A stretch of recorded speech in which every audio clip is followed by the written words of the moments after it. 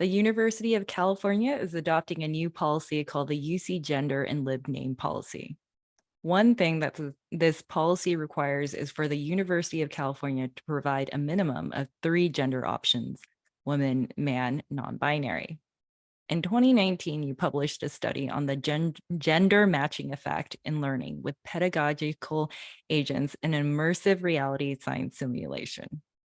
How might this new policy influence your future studies on the gender matching effect?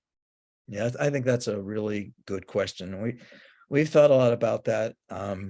We we're kind of in the process of designing a new study, looking at how you build a kind of social connection with an on-screen agent, and we want to look at this gender issue again. So we're definitely we've already added a non-binary option to it, which makes a lot of sense. And when we look at the agents themselves,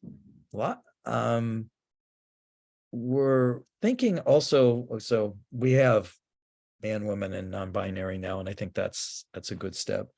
But I'm thinking maybe even a more subtle way to do this is to just show people the various agents there are and ask them to choose the one that they're most comfortable with, that they relate to the best, because that's really what we're going for with this matching idea.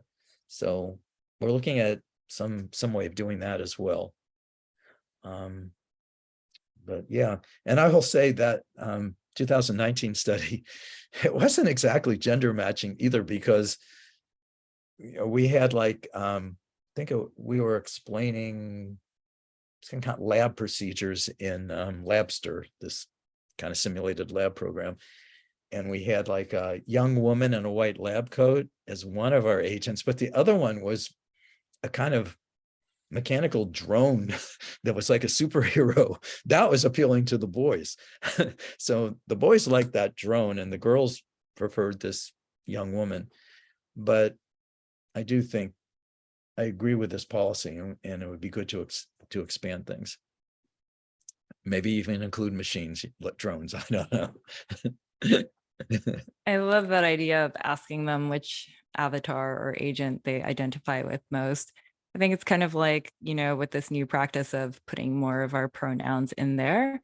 And even with captioning and like accessibility preferences, if they asked everyone every time what their preferences were, or if they want to retain whatever preferences are on their profile, then people wouldn't have to like self-disclose if it was more, like everyone's asked. Yeah, exactly. Which I only thought of during our discussion. It never occurred to me before.